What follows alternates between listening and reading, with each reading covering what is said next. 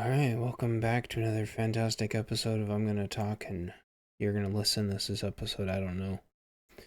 And this is the first episode that I have filmed in eternity, it feels like, that is filmed in front of a live studio audience. I will say, however, there is no live studio audience, but there theoretically would be if it wasn't in the middle of the night on a weekend. I have not put out any content in roughly a week because of the Charlie Kirk thing, and the only thing I will say on that is that people are ludicrously distracted by the absolute stupidest shit. The vast majority, people say follow the money, this, that, XYZ. You're not uncovering any magical thing. You're not discovering some secret, hidden conspiracy. I think there's a couple sketchy things, but I don't follow or chase the trends.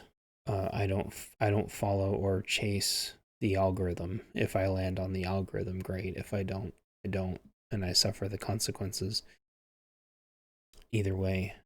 So I went through deliberately a week of just no traffic and watching my watch hours slip through my grasp because I was letting the algorithm flesh itself out of all of the stupid, incessant theory crafting that just feeds and strokes the algorithm. Well, this person said this, that person said that.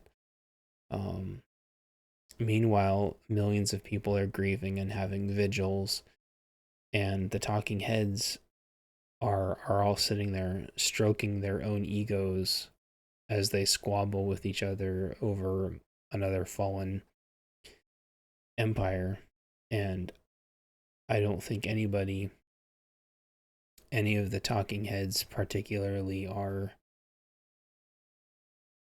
in an impartial position. And so people ask me, well, who do you listen to? Who do you go to for your news? And it's like, I don't go to anybody for my news. What they're really asking me is, who do you go to form your opinions for you? And I don't. I have been forced to listen to what all of them say for the last week. I don't think hardly any of them are even remotely correct. I think that are there some people positioned to take advantage of his untimely demise? Obviously, yes. Does causation equal, reality? Like, does that mean they did it? No. But they benefit from it, certainly. The list of people that benefit from his demise is a mile long, and some of the people that benefit from it, unfortunately, are very close to him and benefit from the traffic. They benefit from the ad revenue. They benefit from the vacuum that he created. And there's an ugliness to that. And you see who rises to the top through nobility and sincerity and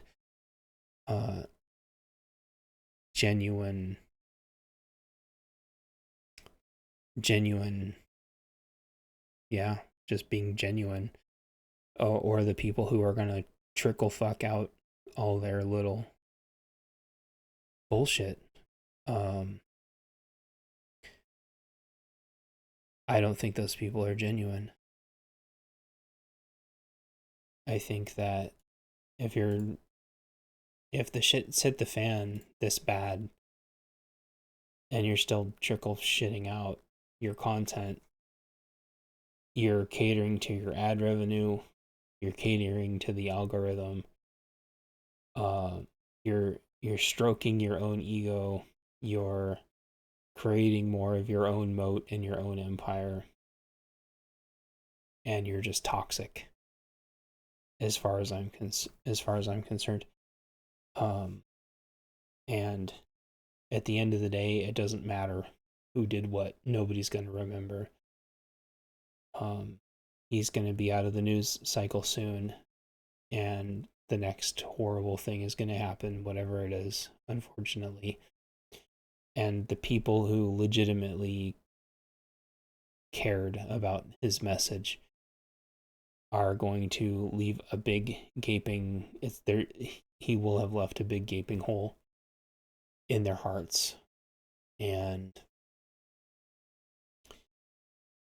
that is not going to be filled by all of the talking shillheads. It is going to be filled with people that share his love for whatever it is that everybody saw in him. For everyone, it's a little bit different. And I think all these talking shillheads are going to, as soon as they run out of 24-hour news cycle trickle shit, almost all of their ratings that didn't have ratings before are all going to plummet as the fatigue sets in and people are going to search for a new message. It is not going to be with any of those other shills. It is going, people are going to listen for the next message that they need to hear. And the message that they need to hear now might not necessarily be the same message, literally the same message. It's going to evolve because people will have been changed, and you have to, whoever it's going to be is not going to be it because they try to be or because they want to be. There's people that are going to be placed into positions to assume the role, and then there's going to be people who are put there by the big guy, and they're, you're going to have these two diametrically opposing forces, people who are chasing the money and chasing the clout, and people who are riding the wave of the message that's in their heart. And that is what's going to resonate. Resonate. So whether I'm talking to 0 people or 100 people or 1,000 people or 100,000 people, I'm following the message that's coming from my heart. And that is what the next Charlie Kirk is going to be, the evolution of that. But in the meantime, there's going to be grieving. And this is what I was talking about on my closing monologue on Rural's show the other day. Shout out Rural 2IC.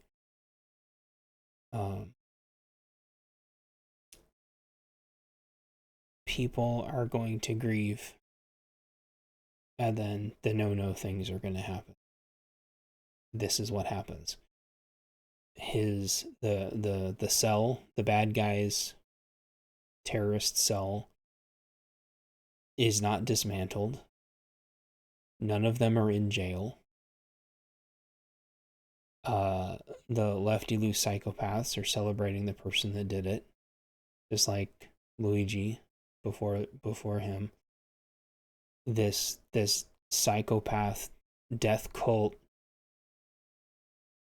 radicalization is continuing and declaring them a terrorist organization does not do anything.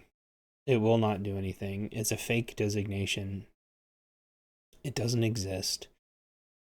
They have to be declared an international, which I think the qualifications are there. Whether that's going to happen or not, I don't know, because as usual, Orange Man, Musco, and all of their surrounding cronies are so out of touch that they have no idea what they can or can't do.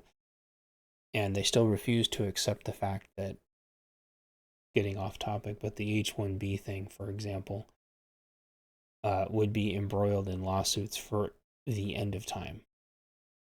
Because laws don't mean anything anymore, and courts don't mean anything anymore. And we are officially a failed country. The Orange Man can't do anything. Rhinos are absolutely weak and pathetic. They walk everything back. They lack the spine that the left had to just do it. Throw everybody from January 6th in jail for 4 years. Throw the New York 9 away. Throw Vickers away. Take away Rich Wyatt's rights. Take away, FPS Russia's rights. Like, that was all the left weaponizing the IRS. The left would throw us all in the gulag tomorrow if they could. And the right, not the right, the rhinos are just too fucking weak and pathetic. Trust the plan. There is no plan. The plan is to be weak and pathetic and run out the clock. They both get paid by the same people. They get paid by the same donors. They get paid by the same corporations. And they get paid by the same blue and white star flag place. They all get paid by the same people. They all get paid by Big Pharma. If you think anything is going to change, you're sorely mistaken. And so where does that leave us? Oh, we'll vote. Well, the problem is you can't get people to vote, and they make a million excuses. They say voting is fraught with fraud, so I'm just not going to vote. Well, I don't think the votes are actually stolen that much when you look at the grand scheme of how down voting is. The reality is people just don't vote. They do not vote. The numbers do not lie. They can create fake ballots all they want. That's fine. But when it's still like 60% of people voting, fuck off. So anyone who says that voting doesn't work is just pathetic. And so what's the next thing? You're wondering when we're going to get to the main topic. That's right now. So after the grieving is the protests, because people protest because nothing's done. And then after that is going to be the riots. And so an interesting question was proposed, or not proposed, by P&W Gorilla, somebody I follow on Twitter. And he says, I do not recommend going... yeah, I'll just read it. He says, I do not recommend going to rallies, riots, or protests, and I shouldn't have to explain why at this point. If you still somehow can't understand why you shouldn't at this point, well, you have fun, champ. Get out there and rally it up, Skippy. Salute. And then he continues that before and during COVID, I participated in many of these events, and I have yet to see them do any good in any way. Most of the tough guys who argue this have more than likely never even been to a riot protest rally and probably never will, but they will talk big online. If you haven't learned anything from January 6th or Charlie Kirk, I am truly impressed. I do not believe you should go out of your way to put yourself in danger because you will be targeted. I have been to many riots, rallies, protests. I have run security for events and for gun shops during COVID riots. Participation in these do nothing beyond give your enemies an opportunity to attack you. If you still wish to attend these, go with men you trust, stay armed, be smart, and be careful. I wish you the best of luck, but I will not be joining you. And then he posted pictures of him being at different rallies and protests. See if he says anything else. This person says, I disagree. And he goes, have fun, I won't be joining you. And he says, it's your loss or not mine. It's like, and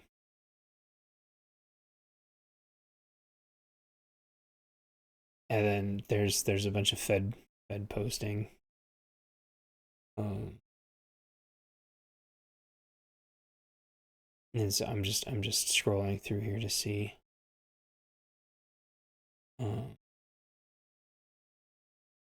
If anyone says anything interesting, but nobody says anything interesting. People are trying to post when protests did any good, and I don't really see anything compelling, to be honest. I agree with him in some regards, and I disagree in some regards. I think that a well coordinated protest, like at the Capitol,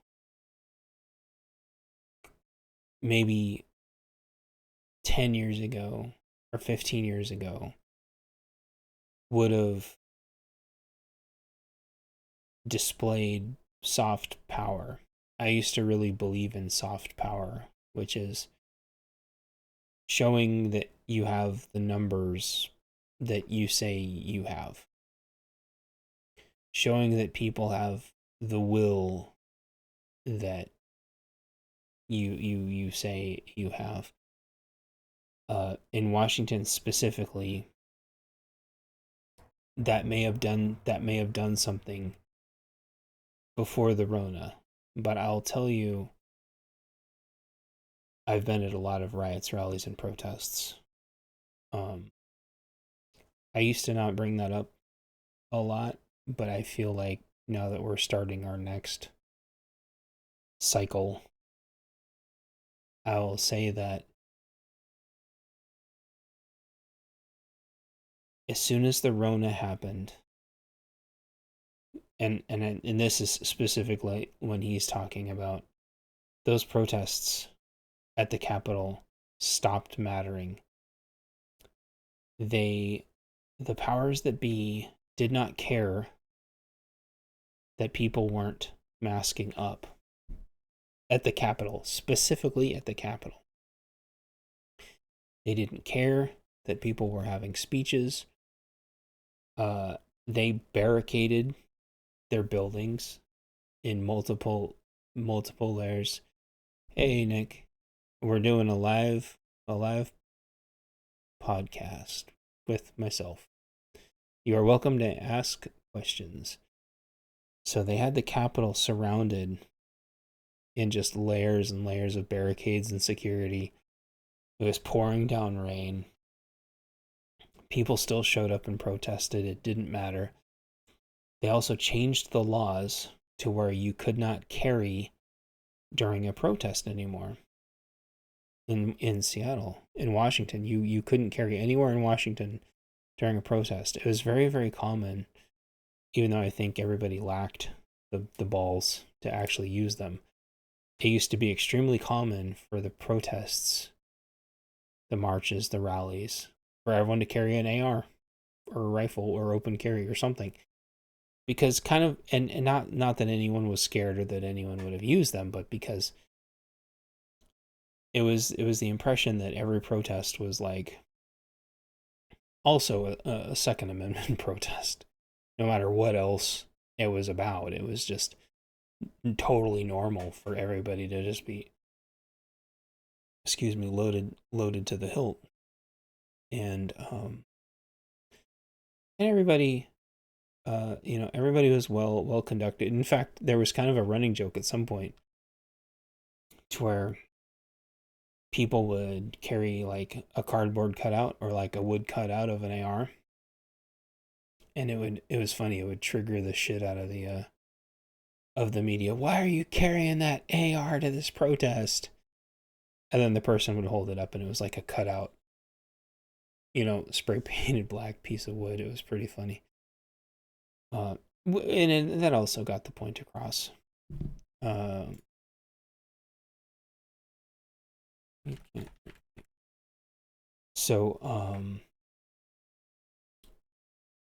However, during the Rona, despite everybody having very, very, very, very many very motivating speeches, I remember the girl from one of the schools, they tried to put her in shielding, plastic shielding. They tried to do all kinds of things. They made her life a living hell. Meanwhile, her students were unaliving. Okay, perfect. Thank you. Her students were unaliving themselves during the Rona because of just the horrible state of everything. And she tried to speak out, and the teachers, the staff, the other students bullied the hell out of her. She had several very motivating speeches at the Capitol. Did not motivate any. It didn't. There was no change because of it. And so there's a recurring theme we're going to get to here. All those Second Amendment protests at the Capitol, none of it mattered. The vax mandate, I can't even tell you how many vax mandate protests there were at the Capitol. None of them mattered. The mask mandates, none of them mattered. One of the ones I remember very poignantly was there was a black, I want to say it was a black pastor, and he was kind of up there like by himself, just ranting and raving, and it was what really opened my eyes to how the African American community by and large perceived the vax mandates.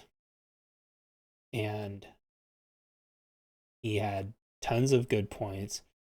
Everybody was overwhelmingly supportive of his message, and it did not make one tiny iota of a bit of difference.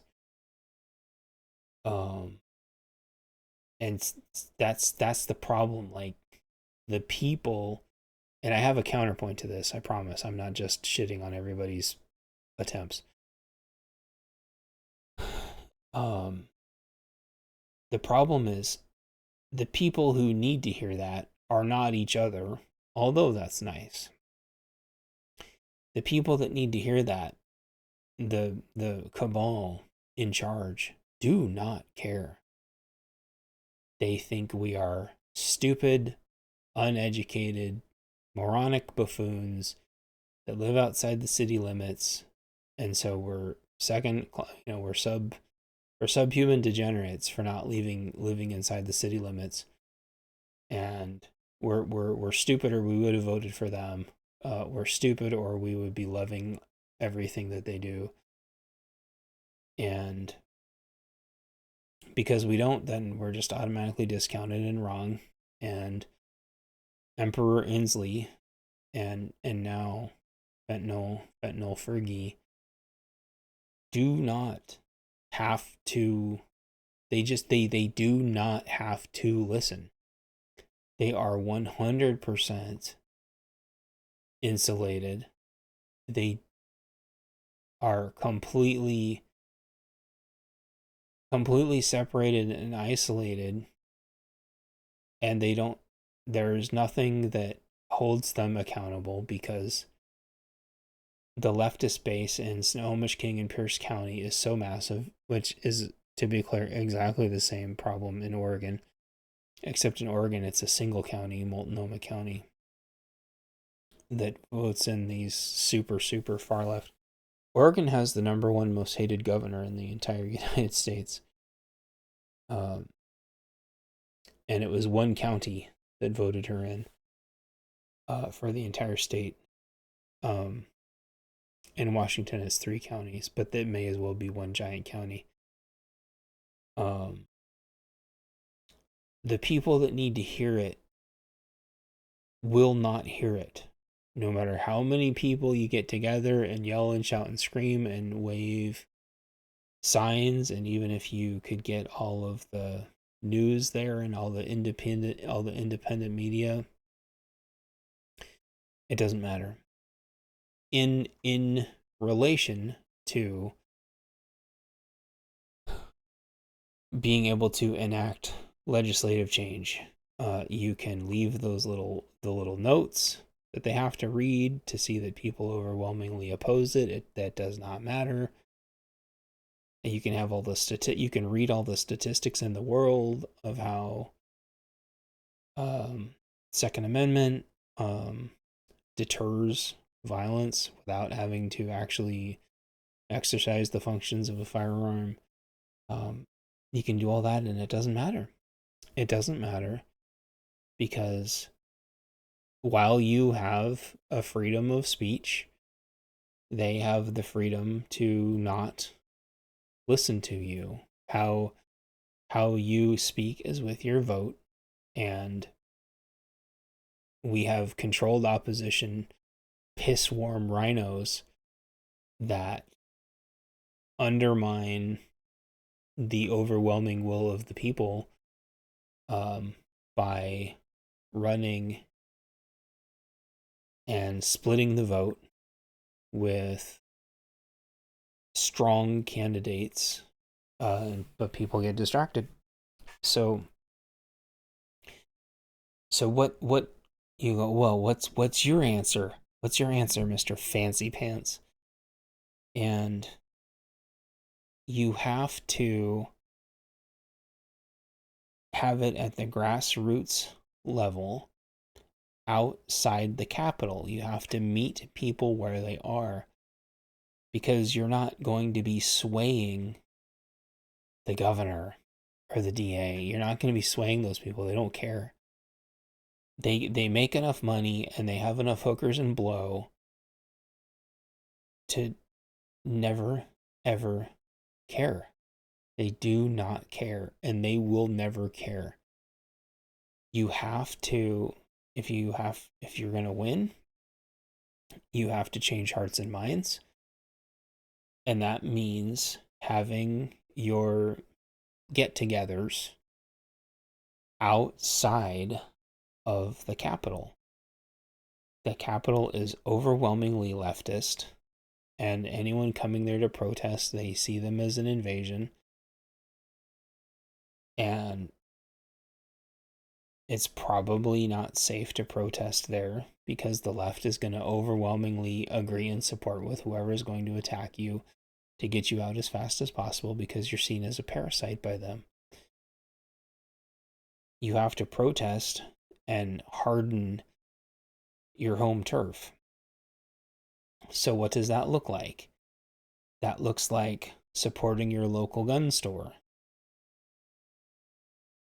That looks like during the Rona, and so that's like Second Amendment related. Or during the Rona, that means supporting your local restaurant that decides to stay open. They tried to shut all the restaurants down. In the rural areas, you could still go to restaurants. And they had, you could tell because they would have giant billboards outside their restaurants that says "fuck Inslee." That was a not very subtle secret code that the restaurant was open. And L&I, which is a whole can of worms, would come and charge They would fee and fine the restaurant like $100,000 a day for staying open, or some just absurd fee. Um, just like with the Second Amendment, they tried to charge $5,000 for every magazine sold, or something like that. It was government sponsored tyranny, pure and simple, like the purest definition of tyranny. And how you properly rally together to protest is by supporting your local store or shop or doctor's office. There's a doctor's office that wants to stay open. There's a doctor's office, they won't mask, or they don't or supporting your employer that doesn't force vaccinations. How you protest is by, how you rally is by rallying behind the forces of good that you have, and by what was that? Hold on. Yeah. Part two. Okay, so there's someone reversing up the road, which was as retarded as it looked because his light bars were in the front of his car, but he was driving backwards. So you support your resources where they're at. That eventually the people in whatever capital city you're in will be forced to send their lawyers out to do something about it. And they will have to see your court case typically in the county that you are in. And if you have a conservative court, they will not be able to legally deal with you very easily. And you can William Kirk explains this way better, but you at least have the beginnings of a chance of legally dealing with this that way. And Washington has many cases of that. They also tried to shut down all the breweries that switched to making hand sanitizer. I think L&I tried to shut them down too, which is insane because everybody wanted hand sanitizer. That's why there was all these cool kind of boutique hand sanitizers there for a while, because like every brewery was making them. Anyway, I think it's a cool idea. Kind of unnecessary, but the market supported it, and I think that's neat. So that's how you protest. That's how you rally together. And so I think P&W Gorilla had another interesting point. I think I clicked away from it, but he was talking about guarding gun stores being not great. I believe it or not, I actually wrote about this in one of my earlier books. And I had talked to gun stores about this before. I get why people wanted to defend gun stores. That being said, I think gun stores tend to be in places that are not defensible. In fact, I actually wrote about this a couple times. I do not think gun stores are in very defensible places. If I was in charge of the universe and I knew a gun store was going to get attacked, I would move the guns. Actually, I wrote about this at least 3 different times. I would move the guns safely and securely to a more defensible location, and then that would be the new location of the gun store until the shit hits the fan was over with. I understand now with even newer laws that that's more of a challenge because in order to have an FFL, you have to have full audio and video recording everywhere in your store, which I'm sure is a part of that. They want to have eyes and ears every inch up and down of the gun store. They want to know everything that's being talked about. Um, so so in the grand scheme of things, while it may seem noble to try to defend a gun store, it's actually, I think, more reasonable if you were going to defend the gun store long enough for them to get their guns out and help, convoy and escort them to a safe location. That would be the way to do it. So, I think, and then riots. Don't ever be in a riot. If you ever find yourself in a riot, try to get out of the riot as soon as you can. It's easier said than done. There's a lot of tips and tricks and tactics to get out of riots, but the reality is, like, it can be brutal. I think riots are by far one of the scariest things in the world, and I'm so glad. I'm gonna see if I can try to pull it back up. I'm so glad that P&W Gorilla said it. Said what he said. Hold on. I do not believe you should go out of your way to put yourself in danger because you will be targeted. And I kind of think it doesn't even need to say because you will be targeted, although that's very true and that is by design. Really, it's you should, you should not go out of your way to put yourself in danger. Period. Participation in these do nothing beyond give your enemies an opportunity to attack you. That's 100% it. You're letting them choose the means and methods. You are in just the absolute most vulnerable position coming to and going from a rally. They know that. They know everybody has to split and go a million different ways to get back to their vehicles. And if there's 10 of them, 20, 30, 40, 80, 100, 200, 300, unless you have an extremely squared away 4-man tack team that somehow avoids injury, fighting off 200 people, fighting off even 80 people. 80, like a wall of 80 people is fucking terrifying. Even if you're in a 4-man squared away team. Absolutely, absolutely terrifying.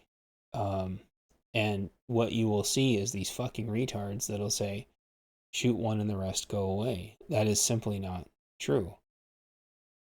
They will all bum rush you. You have to be trained, planned, and prepared to put every single last one of them down. And you also, by the way, have to accept the fact that a lot of them are going to be children that do not realize what they have gotten themselves into.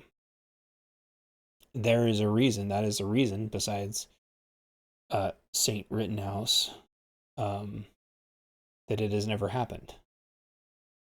It has never happened because nobody wants to be in that situation on either side. St. Kyle is an anomaly. And when St. Kyle did what he did, the left stopped for a long time. Now, I thought after Charlie Kirk, the left was going to stop also, but they did not, which means they do not fear reprisal. That means that they are either going to force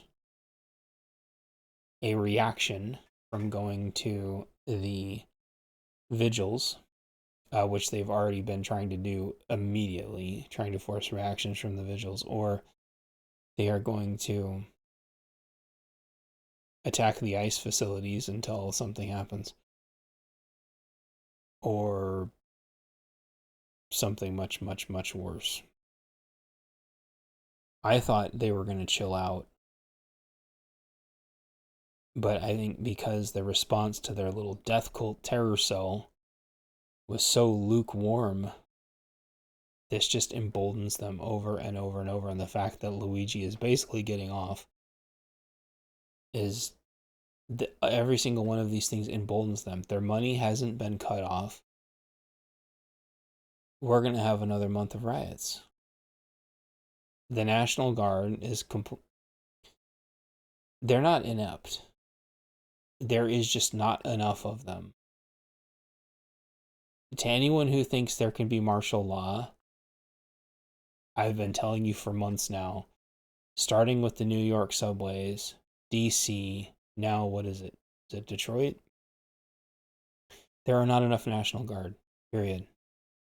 They can't hold a city block. Okay? Then there's the ones down in San Francisco. There aren't enough National Guard, period. If you count all the illegals and all the cartels and all the Hamas LARPers and everything, like, they outnumber the National Guard now by a very wide number. And well, they'll just do XYZ and shoot the first one. You're missing the point. They want that to happen. That will spark a revolution. And that's what all these Che Guevara LARPers think that they want. They are 100% willing to sacrifice their own people to get this. I guarantee you 99.99999% of you don't have the training and ammo and fortitude to deal with this. You just don't. And there's nothing wrong with that. That is just the reality. And that's a reality that you need to work on. And that I need to work on, and that everybody needs to work on. You need to face the facts that massive riots are coming. And what PNW Gorilla is not suggesting, he's not suggesting to go hide. He is saying you need to be making yourself tougher. So when they come to your neighborhood, you are prepared. That is the whole mantra about just wanting to be left alone, which is all I talk about. Just leave us alone, just leave us alone, just leave us alone. It's all we want. And a part of leaving us alone means we don't go into the cities. I understand people wanting to go to the Capitol for symbolic reasons, but strategically there's no point. And so, is there? I've seen a couple people come in and out. Does anyone have any questions? I'm kind of I think I kind of said my spiel. They want to disarm us. They want the mobs to be able to take over. They want to have a monopoly on violence. They want to have a monopoly on force. But I'll tell you what, there is not enough police and sheriffs and state patrol and National Guard to even hold one major city. They would maybe be able to hold, if you combined all of them together, they might be able to hold a couple of city blocks. If you go watch the movie Civil War, with Kirsten Dunst. A lot of people didn't like that movie, but it got a couple things right. The military will hold like a block or two, and that's it. Everything else is going to be factions. Everything else is going to be factions. And the part of the movie where they're like, "Who's shooting at us?" and he's like, "It doesn't matter." That's what it's going to be like. People say, "Well, how do you make sure you don't shoot your friends or your buddies?" Like, you have long distance checks and short distance checks, and you got your radios and stuff. But the reality is, in the fog of war, everybody just they're going to do what they're going to do, and it's not going to matter. And you just hope and pray you don't run out of ammo before the other side does. Um, so I think that is all like the main point I wanted to get across tonight.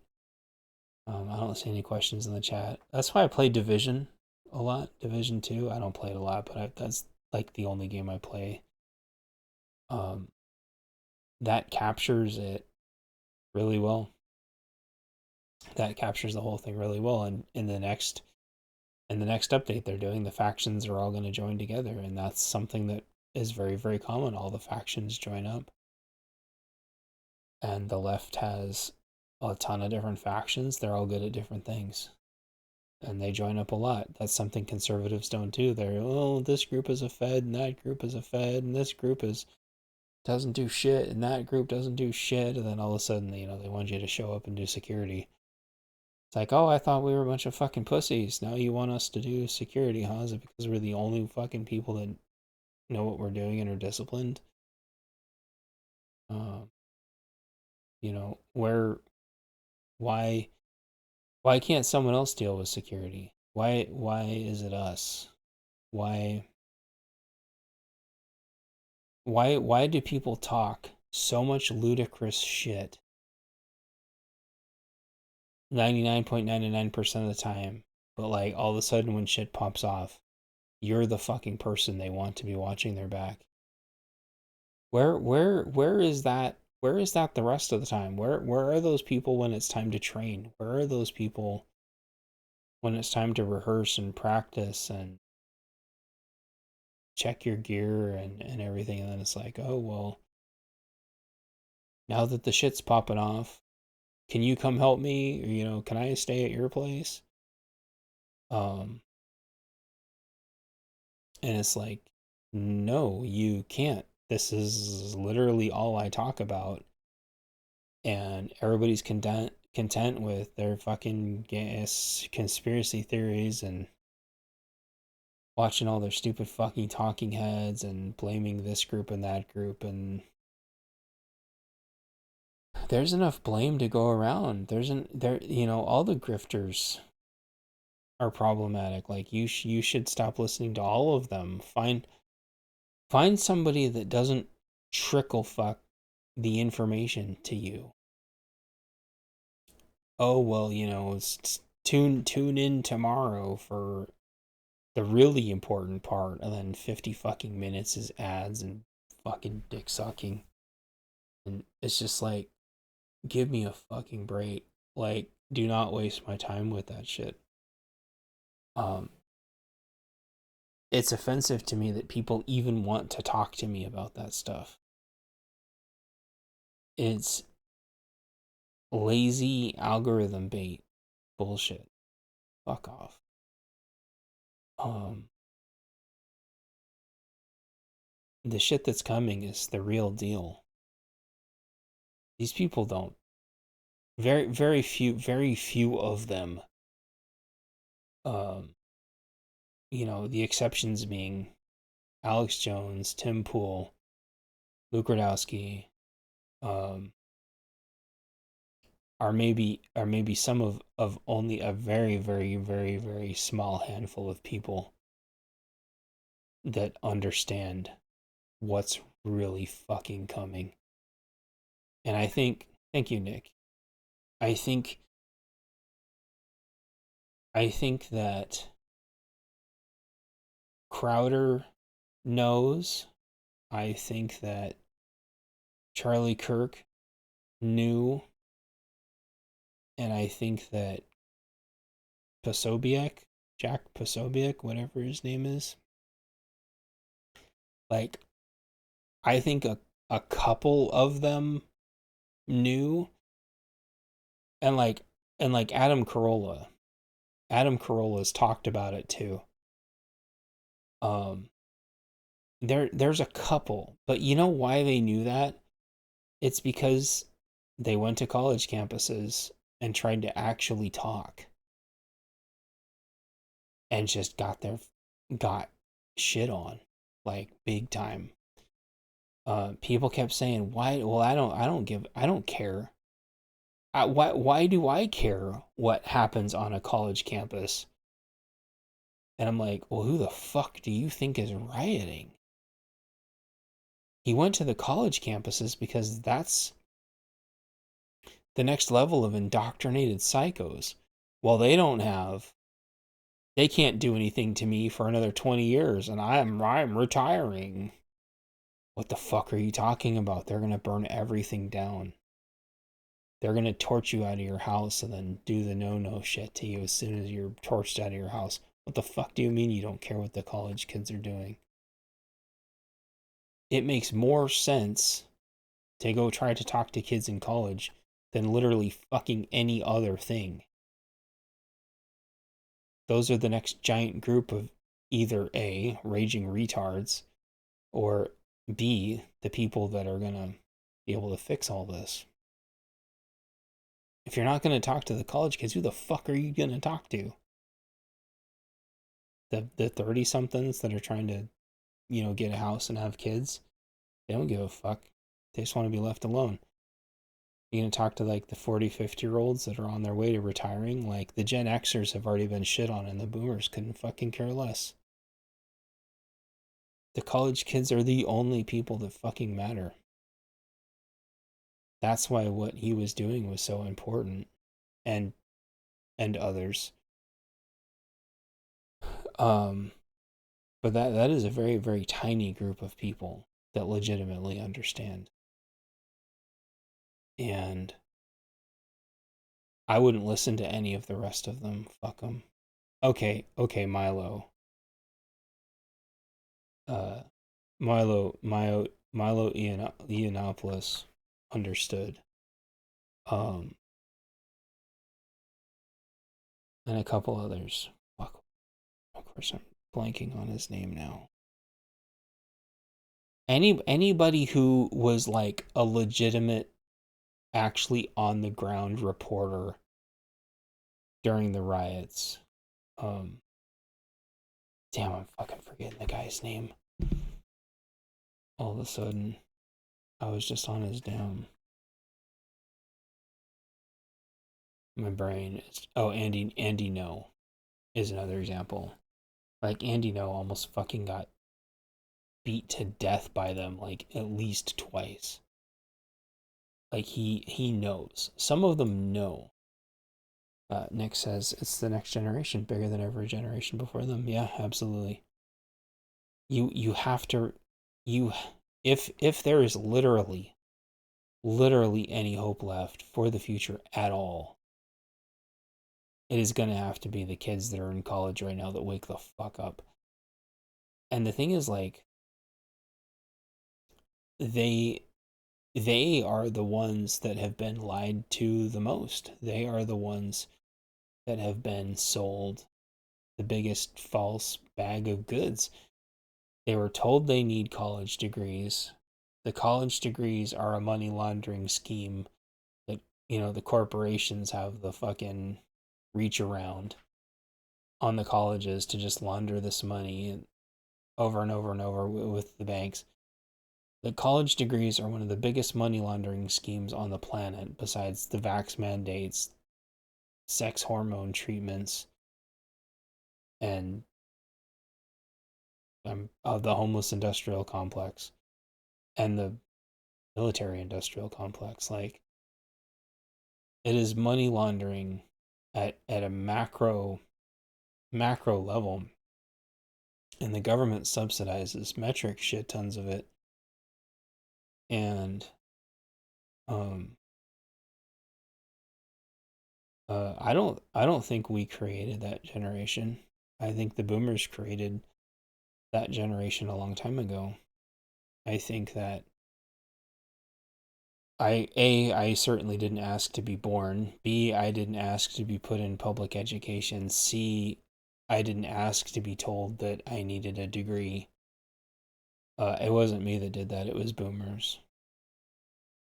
All the Everything that the millennials and the Gen Z and Zoomers and whatever the fuck all their names are now. I've said this until I'm blue in the face.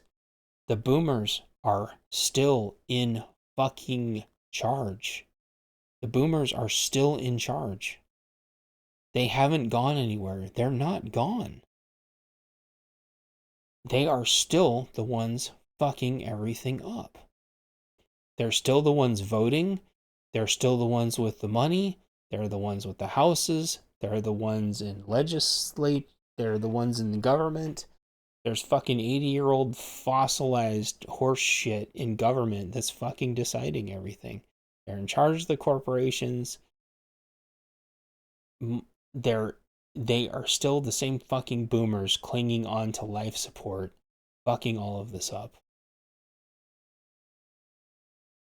It is not Gen X. I get so sick and tired of that. Gen X is not in charge of anything. We are stuck behind the same wall of bullshit as everybody else is. It's fucking retarded. It is boomers that kept the illegals here. It is boomers that have this H-1B bullshit here. Fucking all that was like Clinton era shit. All fucking boomer shit. All the Reagan shit, the machine gun bans, all the fucking Second Amendment stuff. All of it was fucking hippie ass boomers. And if you go to the protests, guess who's fucking there? They're all 1960s flower child bullshit. The problem is they're retired now, and they're just going right back to their roots, fucking up the planet again. And it's insane to me that there's this tiny contingent of vocal Che Guevara fucking LARPers. It's a whole nother generation of that 1960s bullshit. And there's a bunch of fucking 20-year-old kids running around with Che Guevara shirts. And it's like, oh fucking here we go again. And if you watch Woodstock videos from the 1960s, that shit is almost indistinguishable from like Burning Man, or any other leftist demon worshipping cultist bullshit from now. You cannot fucking tell the difference between 1960s Woodstock shit and the shit now. It is the same fucking thing all over again. It's the same playbook. It's the same people. And if you don't break this cycle,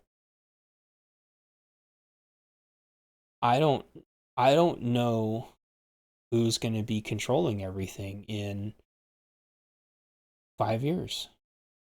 It's the boomers are going to finally like if you look at all the Pelosi's and Feinsteins and Ruth Bader Ginsburg's and all these absolute fossils, George Soros. But like George Soros has a kid. Like these people have generational wealth beyond imagination. They are rich fuck you levels that you can't even wrap your brain around. It's going to be their kids that are going to be controlling everything. And if you don't wake up, all these little morons, and go, look, you were lied to. Sleepy Joe was in power for 4 years and didn't give you any of your student loans back. He didn't fix anything that he said he would. Cackles McGee wouldn't have what's his face as the VP, Buttigieg, because he was too gay or whatever it was that they said the other day. Like, the DEI shit got finger snapped in 2 seconds as soon as the money wasn't coming in. The trans thing is a complete and total lie. They need to wake the fuck up. Wake the fuck up. And they assassinated the one person that was trying to do that through words. So what the fuck do they think is going to happen? And the rhinos are too fucking pathetic to actually take out a literal death cult terrorist cell. And I think my final point to all this is that I don't think Antifa should be declared, or all the trans death cults. I don't think they should be declared a domestic terrorist organization. I don't think that is a title that should even exist, because it paints any fucking group that they decide to ever make up forever with that brush, and there's nothing you can do about it. It happened to the Juggalos. It happened to the Threepers. It happened to the Boogaloos. It happened to the boys that won't apologize for Western culture. I think it's happened to people, some video game groups too. Like, and so if that happens to all the leftist organizations and everyone claps like Arbor Seals, if the rhinos don't do anything about it, which they won't because they're fucking lazy, in 4 years, that shit is going to come around to some far left goon that's going to be in charge of everything. And they will do something about it. They will put every single conservative group, including Christians, on that group, on those titles. And they will come after them with everything they've got, because the left doesn't fucking care. They don't apologize. And they take everything, knowing that they might have to claw a tiny bit of it back, but they almost never do. They usually ask for way more than they want. That way it looks like they're being amicable when some of their more just absolutely ludicrous things don't quite make it. So the example of that was like trying to say you can't move guns across state lines anymore. Like, this is the United States of America. Like, how the fuck is anybody ever supposed to travel anywhere if you've got to like do an FFL transfer every single time you move, and like re-see if your gun is legal every single time you go from one state to another state? That's fucking retarded. Or the other one, like, you can't have your gun near a school, but then they defined damn near anything that a kid could possibly be at as a school, which basically meant you wouldn't be able to have a gun anywhere.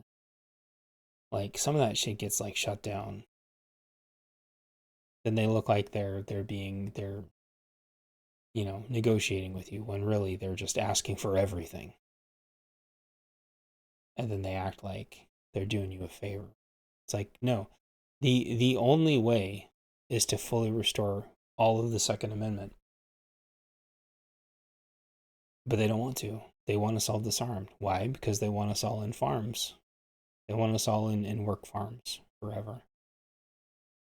They want to move us back to the city and have us live under their thumb.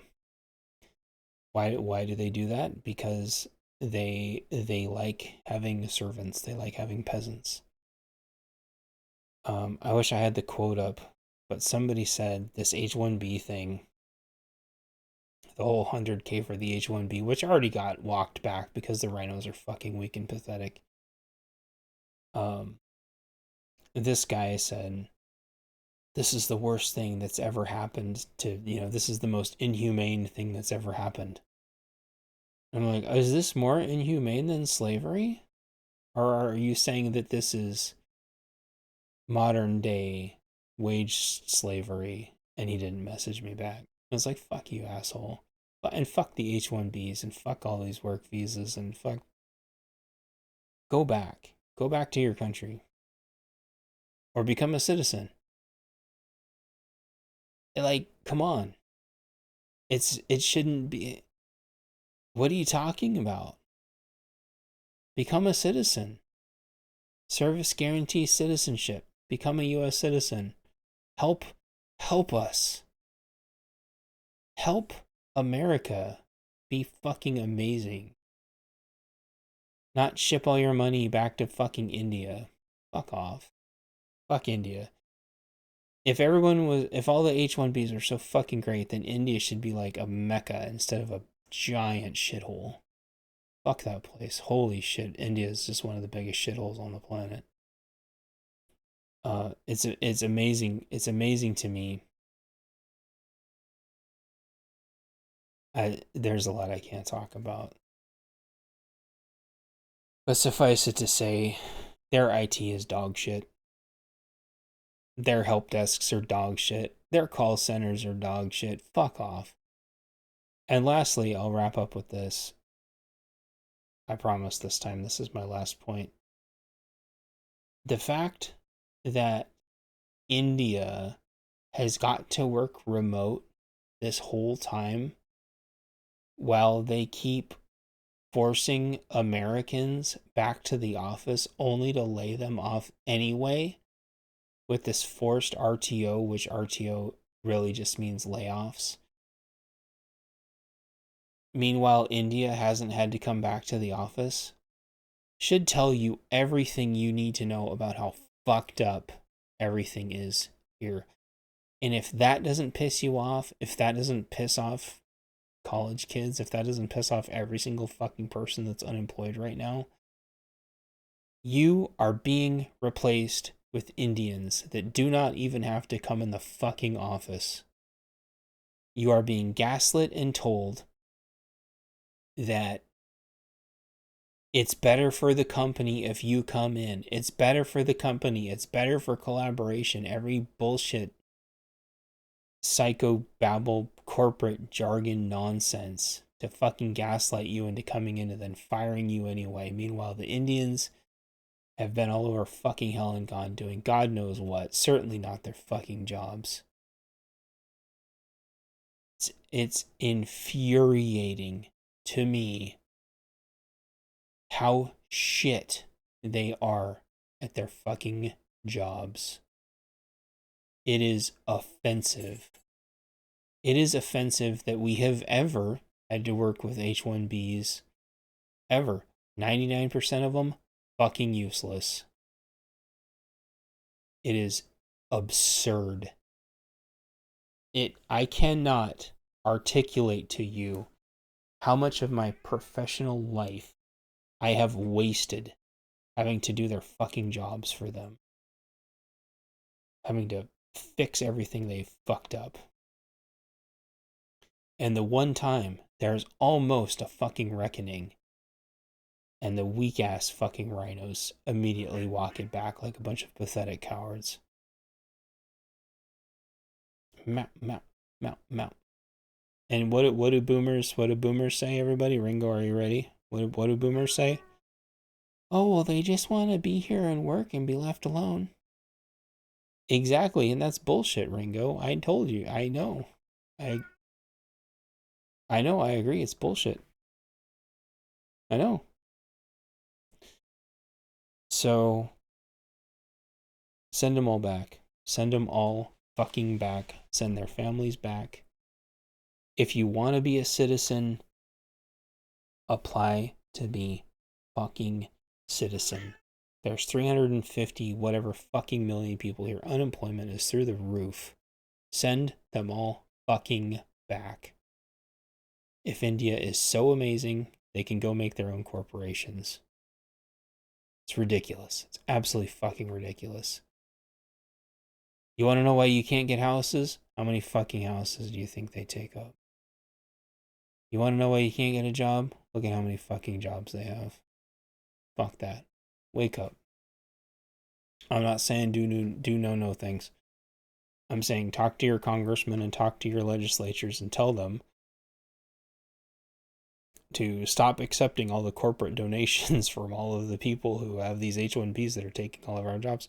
How are we supposed to pay taxes if they take all of our jobs? I'll tell you. It's because they want us all on a common basic digital income. What the fuck do you think we're going to do with all of these people when all their jobs get replaced by AI? And I said that to somebody, and they know it. You know what they said to me? Well, if you're so smart, why don't you ask the AI what to do about it? I'm like, well, it depends on the day. You get a bad day with the AI, and the AI is going to say they all need to go bye-bye. Now, how that bye-bye happens, you know, there's no reason, there's nothing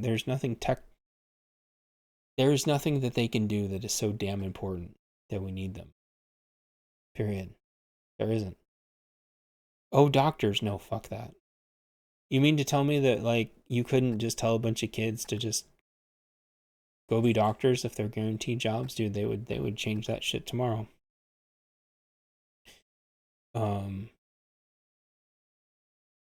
What is it? What is it? What is it they do that's so damn important? Nobody fucking knows. But it's all going to be AI in a few years. What do they do? Tell me what's so damn important that this country needs to fucking run. That they do. Tell me what it is.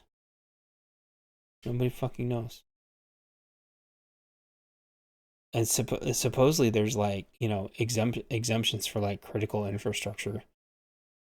Okay. But if they can run critical infrastructure and they're that important, then they should be getting a citizenship and they should be staying here. If they are that critical, if they are that mission critical. Why would you let somebody from the other side of the planet on a fucking H-1B work on critical infrastructure and be a critical point of failure like that? That is retarded to me. That makes no sense. But tell me, what do they do? The answer is they don't do fucking anything except for launder money and be a part of the giant money laundering machine. That is your answer. And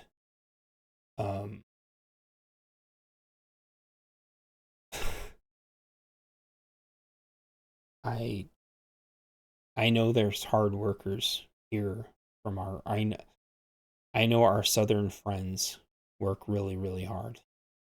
Some of them are insanely fucking lazy, but some of them work very, very, very hard. That being said, they are going to all be replaced by AI and robots too. What are you going to do? What are you going to do? What are they going to do? There is no plan for this, and we are 5 years away. We are 5 years away, and there's no plan. Even if you got enough of an education in 5 years to deal with it, Tech Lead was just talking about this, you're not going to make enough money fast enough. You have to find some way of making exponential financial growth to be able to overcome this. I don't know how you're going to do that. So people need to think about this. They need to wake the fuck up and they need to think about this. And this whole, well, I'm retired. I'm retired. I've got a low interest home. You're part of the fucking problem.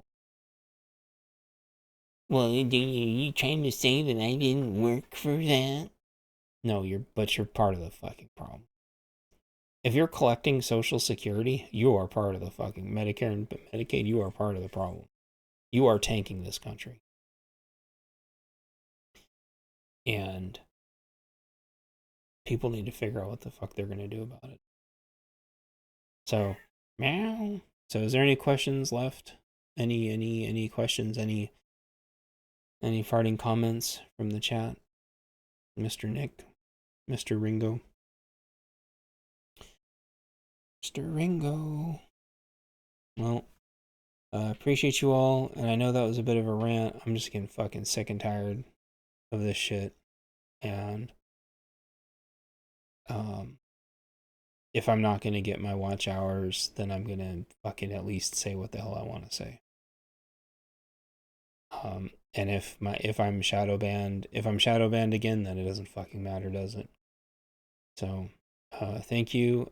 Good insight. Thank you, Nick Easy. Appreciate you. And if there's anything you want me to touch on the next one, let me know. And yeah, appreciate you. Thanks for hanging out. I know this one was really late, but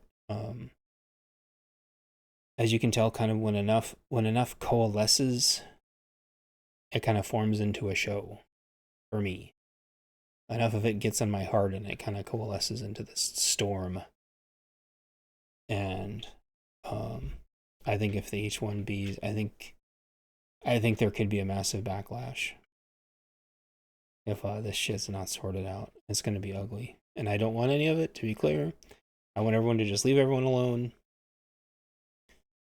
But also when the shit hits the fan, I have to call it out. How I think it's going to happen. I'm not encouraging it. I'm not inciting it. I'm simply saying that the ingredients exist. And that should be not considered hate speech. That should be considered someone pointing out the fucking obvious. So I appreciate y'all, and I will talk to y'all later. Bye.